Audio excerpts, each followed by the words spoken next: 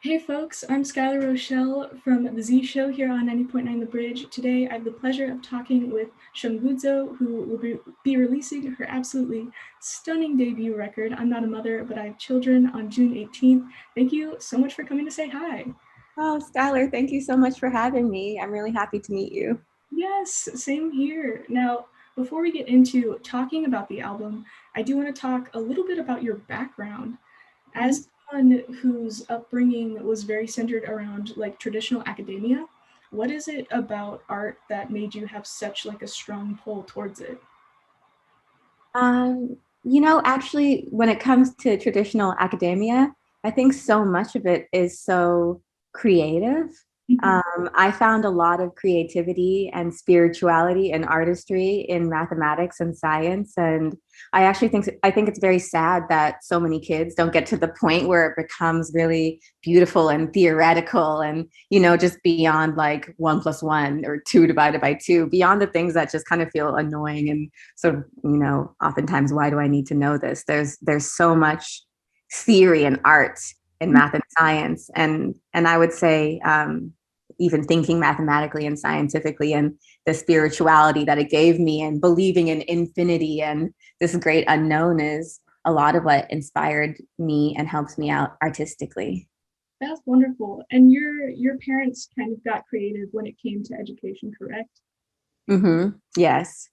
My parents were very academic focused because my father, as an immigrant from Zimbabwe, and my mother, as someone who at a certain point was living in a trailer park in Massachusetts, they were both really saved by education from their perspectives. Education was able to give them lives outside of the lives that they grew up in. That's so powerful. And speaking of powerful, you just have such an extremely unique and powerful voice that you have kind of developed through poetry, and have even like even made a goal when you were like just 5 to write a poem a day. Um, Mhm. what later made you decide to start pairing your words alongside music? I'm not really sure what made me decide to start pairing my words with music. It just sort of happened. I think it was just that I was writing a lot of poems in which I was repeating stanzas in the same way that a chorus in a song might repeat. And people pointed out that my poems were very song-like, and I noticed that a lot of the lyrics of artists I love, like Tracy Chapman or Bob Dylan, are also very poetic. Like you can read them on paper without music and melody, and they're poems. So kind of like seeing all of these really poetic voices making songs, as well as realizing that my poems kind of followed song structure, is what naturally brought me to making music. That's very cool. It was kind of like a natural progression. It's very interesting. Yeah, I didn't necessarily, at a young age go, I want to be a musician. I did know that I wanted to be a writer, and I really knew that I wanted to use words to make the greatest positive impact that I could on my life and other people's lives. And when I discovered music, I felt like it just put all of those words in clothes, like it made them even more expressive and more powerful. Absolutely. And so you moved from Zimbabwe to America when you were just 10. Mhm. I was very curious, how do you think your perspective, story, and overall art has been shaped from something like that? It's so interesting. I think that Zimbabwe and America aren't so different. I don't think that many countries are really different from one another. It's just that the most obvious focal points appear to be different, right? But moving from Zimbabwe to the US really highlighted for me that inequality and inequity exist everywhere. I sort of had this perception in my mind that when we came to the United States, everything would be better, like we'd have more money and more opportunity and less people bullying us and less racism. And it was really kind of a punch in the gut to come to this place that I had built up to be a dream. And, there's a lot of American propaganda out in the world that Mhm. tells you it's a dream, like movies. I thought it was all surfers and beaches and nice cars, and moving here was a real shock in the fact that we actually came from kind of living a better, easier life in Zimbabwe to living a much harder life in America. and the types of oppression that we faced in Zimbabwe, we also face here. Mm-hmm.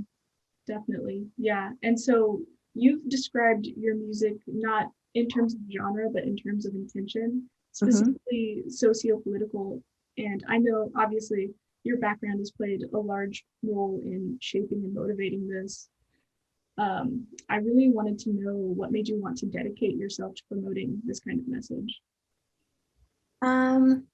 I think even as a child, I was very observant and in many ways an overthinker, in that everything I observed, I would think on, and then I would try to go a layer deeper and think on that, and a layer deeper and think on that. And I, very quickly noticed that there were a lot of divides in the community I was growing up in terms of haves and have-nots, in terms of nature being this wondrous thing and people kind of destroying it. And I just saw all of these, I don't know, I saw all of these areas of society or of the world that were really hurting, and they really hurt me too. Especially as a kid, I couldn't comprehend how to not make somebody else's pain feel like mine too, or even the dog on the street. Like I really felt a lot. And I thought that, if all of these things bothered me so much, then the best thing that I could do was try to make them a little bit better. Like, I think that if there's something in anyone's life that really bothers them, like if you just can't stop thinking about how messed up something is or wishing something could be better, then you ought to just go try to make it better yourself rather than wait for someone else to do it. Yeah, absolutely. And I feel like a lot of people kind of get stuck on like the bystander effect of like, someone's food or like things like that. So I think it's really wonderful that you exude that sort of like active change in yeah yeah. Thank you very much. Well, I also think that we're really taught to take on a victim mentality and to say like, oh man, two things: a victim mentality, and then also a sort of like blaming of yourself for everything, including problems that you didn't create, like systemic racism. But we're really taught to go, oh, this really sucks. This is really hard for me. This really sucks, rather than I don't like that and I want to fix it. Do you want to fix it with me? Mm-hmm. I think that's fantastic. And secondly, I also really love how you kind of resist being labeled as a specific genre, and wanted to hear why that is and explain how something like that can be so confining. I think that genres have really historically put musicians into singular boxes, right? Like, say I make a song on acoustic guitar, and someone just says, like, that's an R&B song, then that's all that song will be promoted as and spoken about as, and it will be sent to people who like R&B. But what if what I was trying to make was a folk song? Or what if it's both R&B and folk? I think that we should allow artists to be as multi-dimensional as they want to be, and allow songs to be as many things as they want to be. Historically, too, the music industry has really limited artists of color to singular genres, specifically in the soul and R&B and hip hop genres. And there are so many, artists of color who are so much more than that, that and more, or not that, something completely different. And I think we really need to start taking music and each other in as multifaceted and multi-dimensional people, right? Like, you're not one thing. There's not one way to describe who you are or how you feel or what you want out of life. And I think that we should also allow music to exist being viewed as more spherical rather than flat. Yes, like no one should limit it, of course. Yeah. Yeah. Like and we all like lots of different kinds of music too, whether or not we even know it. It might just be the many influences in the music that we like. But, we all have quite multidimensional tastes. Absolutely. And so this is your first full-length record. How does it feel? It feels surreal. It's really a dream come true to have made an album, and it really was born out of just wanting to make an album, sitting at home one day and going, like, I want to make a whole bunch of songs and put them together and see what it is. And I really wanted to make sure that they were songs about, what's happening in the world, what has happened in the world, and what I hope will happen in the world. I think it's so important that just as we turn to music for escapism, we also turn to it as a portrayal of reality, right? Like, as artists, we are we are also, historians of our time. Absolutely. And I really do love the like duality that is in your album and the multifacetedness of it. Not only like as far as content with like the 3 poetic interludes that you have, in addition to the 13 songs, but as well as like the intersectionality that also goes alongside with it. And I think it's really beautiful. Oh, thank you so much. Thanks for listening to it and even knowing that stuff. I really appreciate you taking the time. Of course. And I feel like it's such a good LP and you get so much out of it when you listen from beginning to end. It's just like super real and it just left me feeling like very motivated personally and honestly like very seen as a woman as well. And I just really appreciate the opening this record brings. Yes. Oh, thank you so much. That makes me so happy. I'm getting teary-eyed because that's really what I intended to do. But of course, when it's just you alone in a bedroom making songs, you have no idea if people are gonna receive them in the same way that you intended for them to be received. So thank you for taking the time to feel it and receive it. I really wanted to make something that, irregardless of race or gender or economic class or any of these things that we see really being used to divide people in society, that I really hope that it would just sort of make people feel seen, heard, and motivated. Absolutely. Yes. And I also feel like a portion of this album kind of centers around breaking cycles, both like internal and external, both in like the message that's being conveyed, as well as like going against the grain of Western white principles promoted throughout like popular music and how it should be composed or delivered and things like that. I was just very curious if this was like an intentional sort of thing or did it just sort of happen naturally? Yeah, I actually started out wanting to make the album very specifically about breaking the cycles that we're born into, whether that's, a cycle of poverty in your family that is created by the system, or a cycle of abuse, or a cycle of doubt, or a cycle of limited thinking within your family or within your town.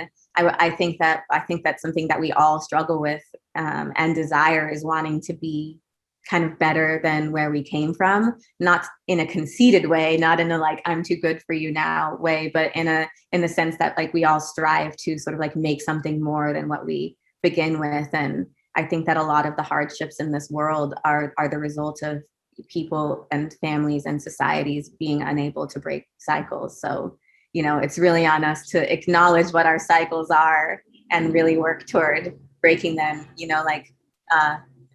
internal and external cycles. For example, in my family, there's a cycle of a lot of sadness and doubt and not believing that we're, capable of and deserve the things that we deserve. And I really had to fight through that sort of doubt and allow myself to believe in myself and to believe in beautiful moments being possible. And through these kinds of like life experiences, I was really curious what kind of advice you have for people wanting to break cycles in order to move towards like personal, political, or even like social progress as well. Yeah.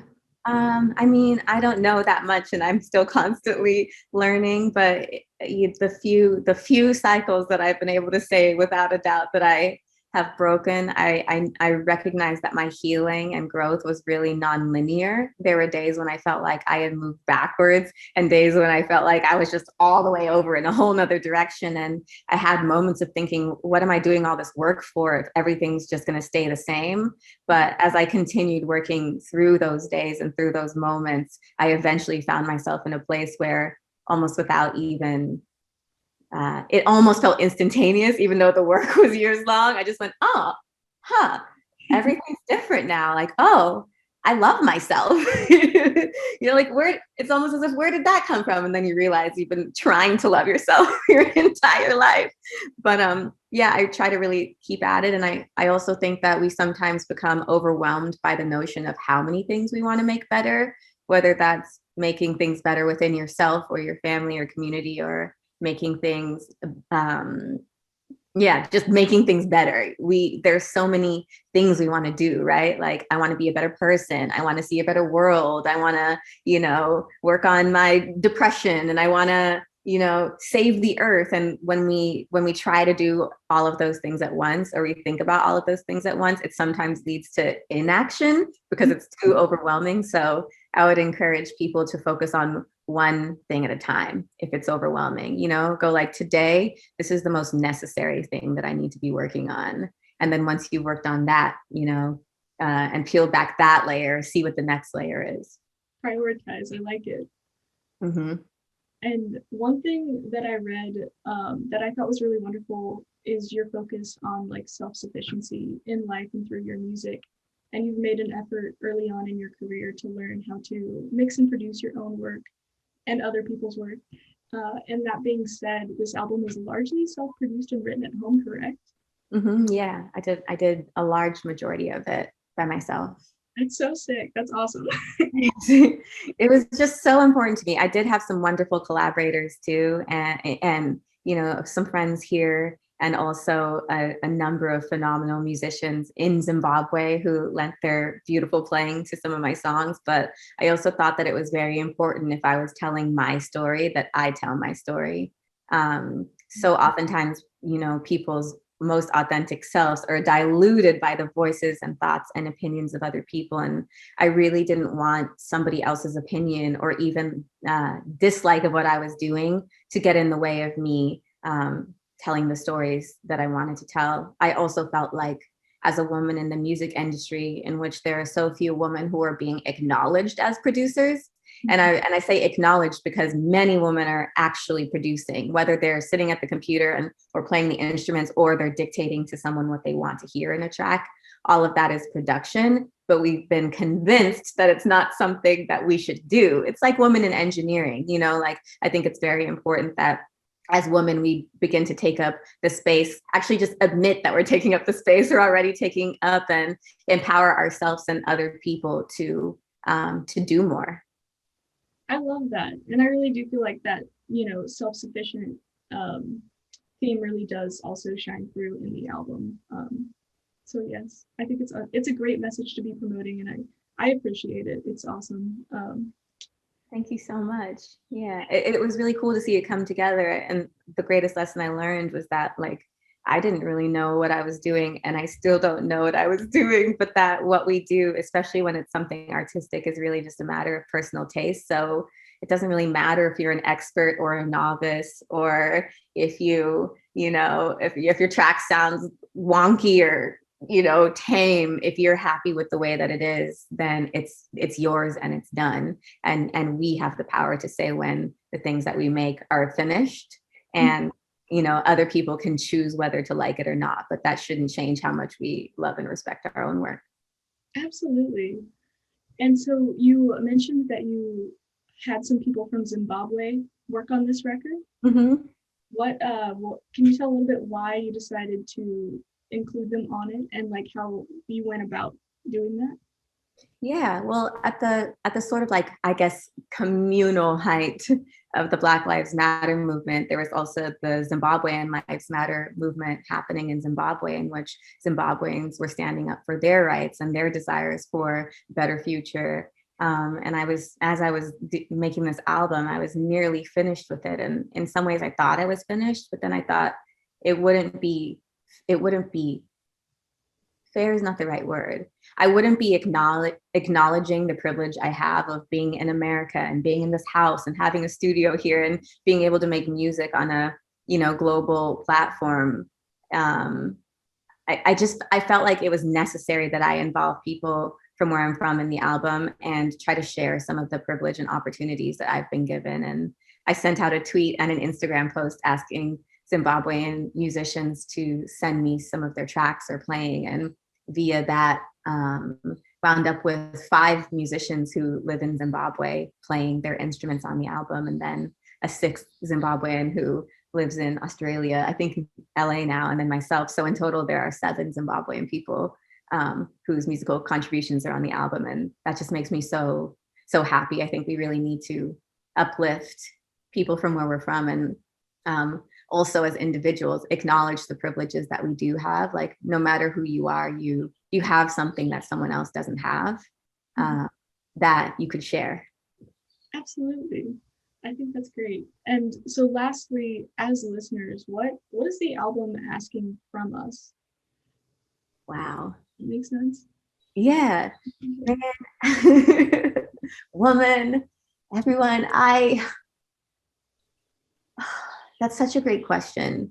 It changes for me all the time too when I listen to it. I really do hope that it encourages people to both look within themselves and feel within themselves, like to be honest with themselves about their emotions. And that's part of why the album runs through so many emotions, from hopeful and optimistic to lonely and angry. I wanted to show people that there's a power and a healing element in expressing every emotion, especially in a world that really encourages us to only be happy. But if we're all only happy, then we're denying a lot of the injustices and inequities in the world, and we're denying a lot of the cycles internally that we need to work on getting out of. So I really hope it encourages people to feel brave enough to feel. And I also hope that it encourages people to, once you've looked within yourself, to look outside of yourself at your community and the world around you, and think about what you can do for other people. And also think about what you can do for future generations, because it's not just about us, as hard as it is to think about sometimes, especially when we're struggling, like on a day that I'm really sad about my own life, it's hard to think about someone else's life. But I think it's very important that we constantly remember that there are people who will come after us who need an earth to live on. And there are people who come after us who, maybe thanks to our work won't have to struggle in the ways that we have. And like, we can really make it so that other people don't have to hurt in the ways that we have. That's so beautiful. Oh, my goodness, my heart, I'm so excited for this album. Well, I'm so happy to talk to you. You make me so teary. I'm like, oh my gosh. Thanks for listening. Well, thank you so much for taking the time to talk with me. Yeah, I really appreciate it. Oh, likewise. I really hope that we get to talk again soon. Yeah, absolutely. And for folks who are listening, Shungudzo's stunning new upcoming record, I'm Not a Mother, But I Have Children, that comes out June 18th. So go check it out. Yes, please. Please check it out. Let me know what you think. And if you've got the time, listen to it from start to finish. Yes, I second that.